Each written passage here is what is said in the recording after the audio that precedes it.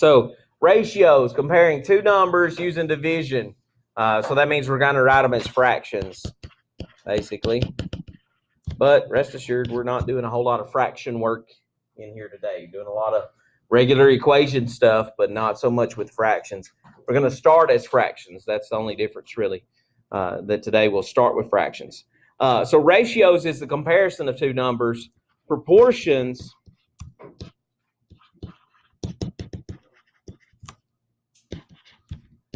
those are two equal ratios. It's an equation. Okay, so two equal ratios are proportions. So when we compare two sets of numbers, they should be equal to each other. That's a proportion. So proportions are going to look like one fraction equals another fraction, like 11 over 6 equals x over 30. That's a proportion. It has a ratio on the left side and a ratio on the right side. With this one, we have a missing piece. We got an x up there that we're going to have to solve for. So we're going to try to solve these proportions.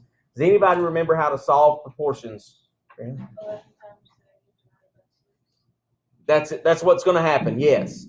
With what we try to do is called cross products or cross multiplying, which does the exact steps that Brianna said. 11 times 30 and then divide by 6 at the end.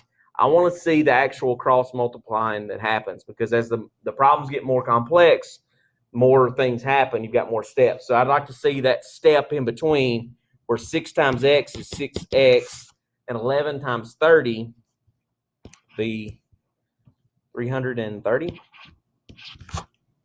that right? And then the next step is the division by 6. That's the right work that's happening there.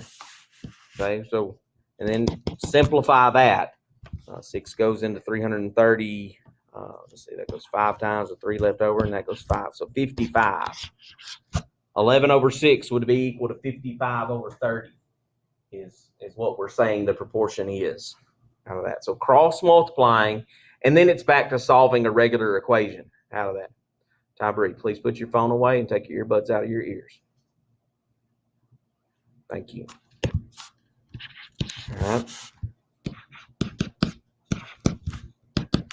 Let's go ahead and just step up the problems, get them a little bit more involved. We got 3x over 7 equals 12 over 5. So we have a proportion there because we've got fractions on each side, and we want to solve that by cross multiplying. Bottom times top. So on one side, what's 3x times 5? 15x. On the other side, 7 times 12, 84. One more step. Divide by 15. And we want to reduce that fraction if it does not go evenly. I know 15 doesn't go into 84 evenly. So what number does go into 84 that also goes into 15? 3. 3 goes into 15. 5 also goes into 15, but I know 5 doesn't go into 84, so I thought 3 goes into 84. 3 goes into 15 5 times, into 84. 2 carry, and then there's 2 left over. 28 over 5. And let's just do improper fractions today. Don't change that to a mixed number. Just stop at the improper fraction step. But make sure it's fully reduced. Okay? Make sure it's fully reduced. All right, so cross multiplying, solve for x. That's what we're doing. Example C. Another easy one. N over 3, 9 over 48.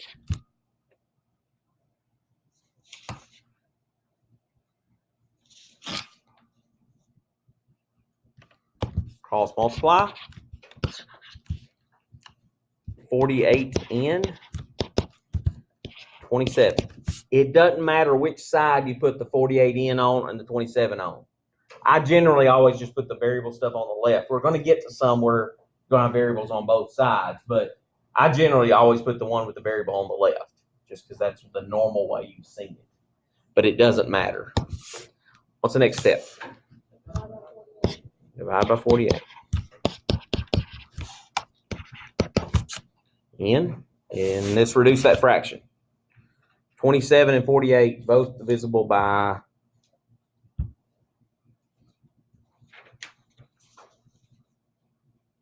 3. 3 goes into 27 9 times. 3 goes into 48 16 times. 9/16. Your wrench size. We're going to get more difficult as we go. Yeah, the simple ones just to get the process down. And then we're going to go to more complex. In fact, the next problem is a little bit more complex. X plus 3 over 5 equals 7 over 6.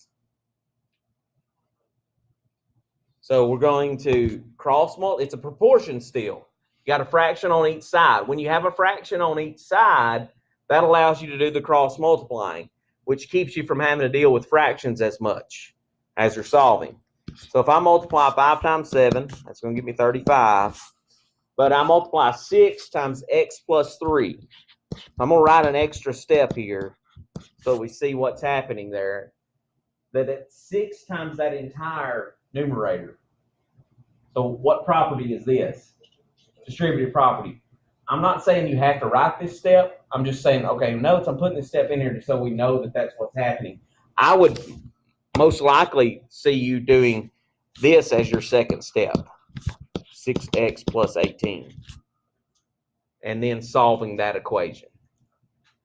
So how do we solve that equation? The purple one. Subtract 18. 6x equal to how much? Try again. 15 minus 8, 17.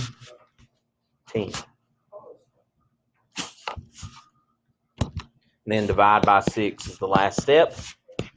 And will that reduce? No, 17 and 6 are considered relatively prime, meaning nothing goes into each of them. So we leave it 17. Leave it as the improper fraction today. Don't go to a mixed number. Don't change it to a decimal for sure. Leave it as the improper fraction. The only time you can have a decimal in the answer today would be if there's a decimal in the original problem, like you had a problem that had 2.5x or something in it. Okay, so should be getting fractions, if not nice whole numbers. All right, let's flip it around a little bit. 13 over 8, 11 over 2n plus 7. So turned it around, the variable's on the right side this time, and it's in the bottom, but does that change how we work a proportion? No, it's never going to change it. If you got a fraction on each side, cross multiply and work it out. So on one side, 8 times 11 is 88, right? On the other side, it's 13 times 2n plus 7, but we're going to do what property? Distributive. So 13 times 2n is 26n. 13 times 7, how much? 91. Yeah. And now we've got a nice easy problem, doesn't have any fractions in it. It's integers, and you guys are pretty good at solving integer problems. So let's solve that. How do we do it? Minus 91. 26n is equal to negative 3. Divide by 26. Always remember, divide by the number that's with the variable. And 3 and 26 don't have anything in common, so we just leave it that fraction, 3/26.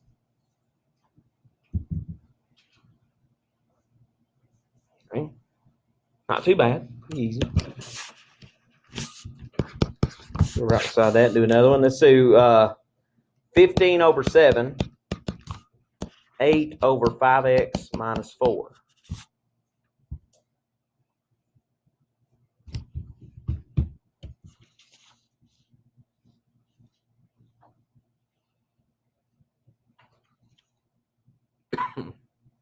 What do we do here? Cross multiply. 7 times 8, 56. 15 times 5x minus 4. So a little bit bigger number there, but 15 times 5 is 75x minus 60. And then we go through the steps that we've done solving a regular equation now. Add 60. 116. Divide by 75. 75 and 116. No, 5 goes into 75, but it doesn't go into 116. 3 goes into 75 because that adds up to be 12.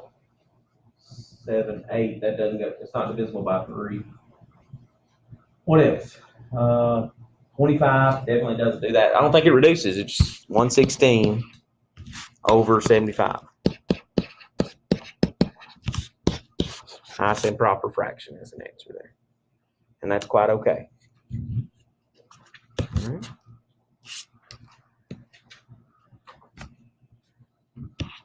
Go to another one. Let's say let's put two different places where x is. 3 over x equals 2 over x minus 6. Is that still a proportion? Yeah, it's still a fraction equal to a fraction. So that means we're going to do what to solve it? Cross multiply. Bottom times top. So one side's 2x. There you go. Now, here's where some of us get a little sideways sometimes when we're solving these equations that have variables on both sides. Which one needs to move, the 2x or the 3x? The 3x. This side has too much stuff on it, so we need to move the 3x. Okay? So subtract 3x. Be negative 1x. It's negative 18. Last step. Divide by negative 1. Positive 18. All right.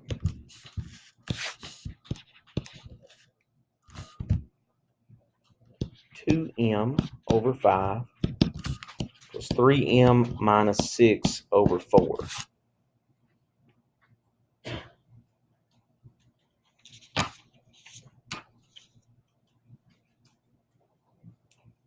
So, what's the first step? Cross multiply. Proportion. Every first step that you do today should be cross multiply.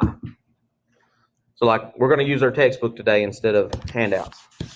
So I would probably not even write the original problem. I would just, my first thing I wrote down would be my first step. 5 times 3m would be 15m minus 30. 8. Excuse me, 8m. Now what? So the 15m is positive. The negative goes with what? The 30. So we're going to move that 15m by subtraction. There's negative 30. 8 minus 15, negative 7. Now what? Divide by negative 7. Negative divided by negative is positive. Does 30 over 7 reduce? No.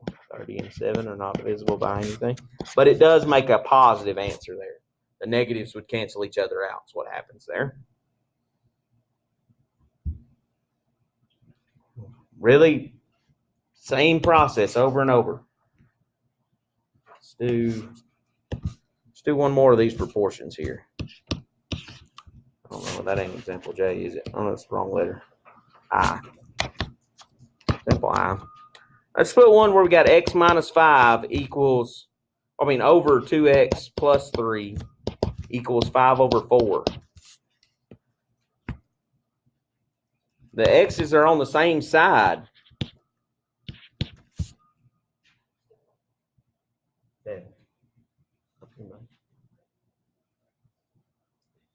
Cross multiply, it's still a proportion, isn't it? Even if the x's are on the same side and top and bottom, still same thing.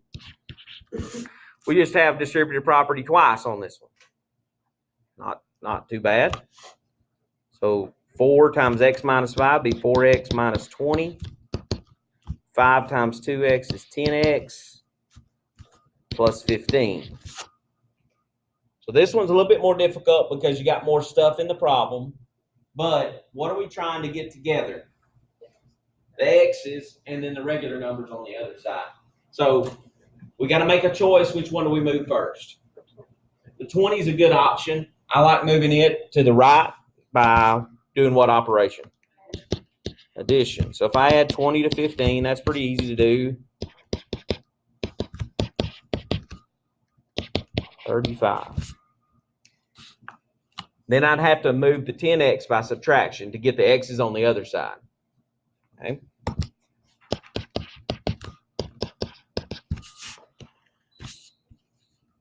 It's going to be negative 6x equals 35.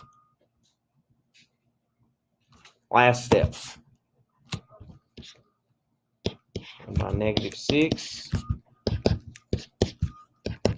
Does 35 over 6 reduce? No. Negative 35 over 6. It doesn't matter if you put that negative with the top number, the bottom number, or out in front, just as long as it's only in one spot.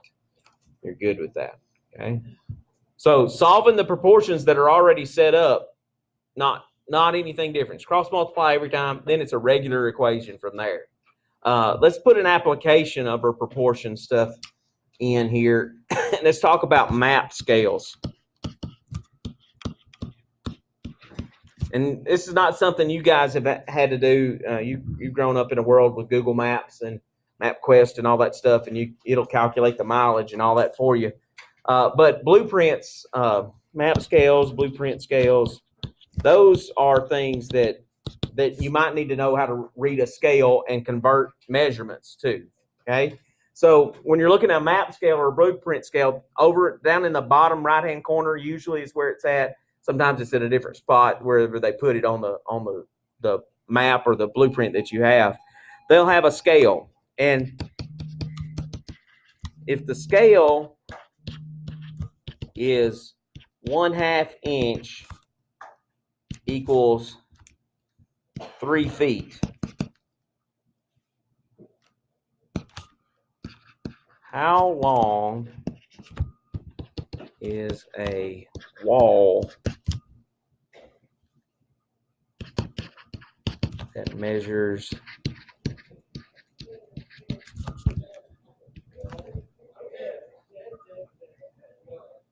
5 inches on the blueprint?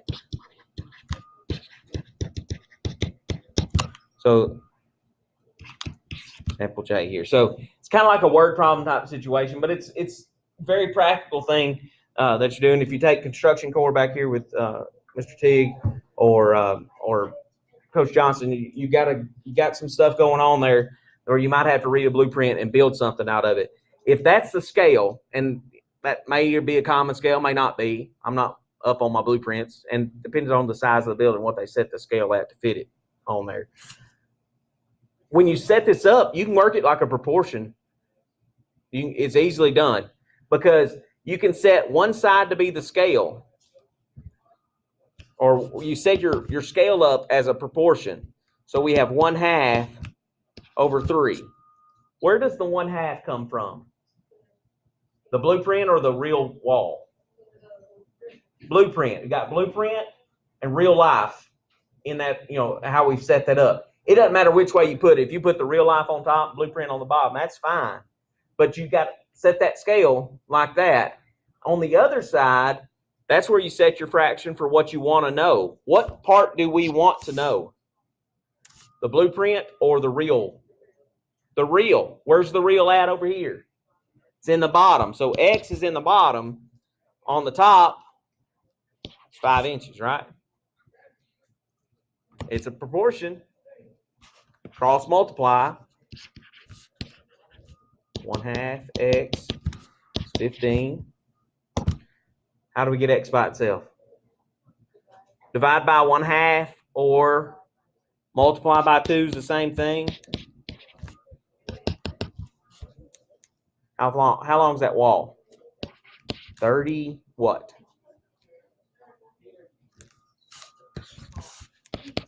Feet. That's where you got word problems. You're going to have a unit to go with it. If you're dealing with a scale model or a scale drawing or a map, they've got some sort of dimension to it. So you've got to go from there. Same situation. Let's look at one more here.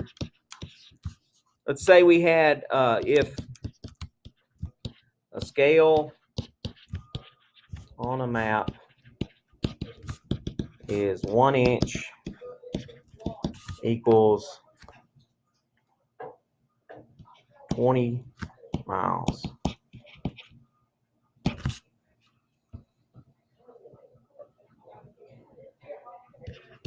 How far apart are two landmarks that measure 3.6 inches on the map? Okay. So, how are we going to set this problem up to find out how far apart these landmarks really are if they measure 3.6 inches, like that, on the map? Set up a proportion. On one side is the scale. Which one do y'all want to put on top, 1 or 20? Yeah, to me it makes more sense to put 1 on top and 20 on the bottom. On the other side, what part are we looking for? The real or the scale? The real. We want to know how many miles 3.6 inches represents. Cross multiply. 1x equals 3.6 times 20, so it'd be 60, and then 0.6 times 20 would be 1.2, so 61.2. Is that right? Divide by 1, 61.2 what? Miles. Got to look at your scale. What dimensions in the scale? It's miles, inches to miles. Okay. So taking a scale and converting it and finding measurements based on that. Really not, it's no different. It's a proportion. It's actually the easiest of the proportion problems, but you got to set them up right. Okay. All right. So this is what we got today. We're going to textbook here. On page 165.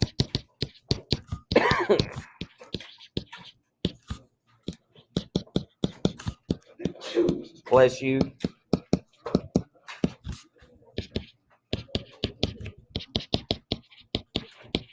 It looks like a lot, but by saying odd, that cuts it way down. It's not that many problems. It's no more than we normally do. 7 through 17 odd on page 165. Then 31 through 41 odd. So here we're looking at 5.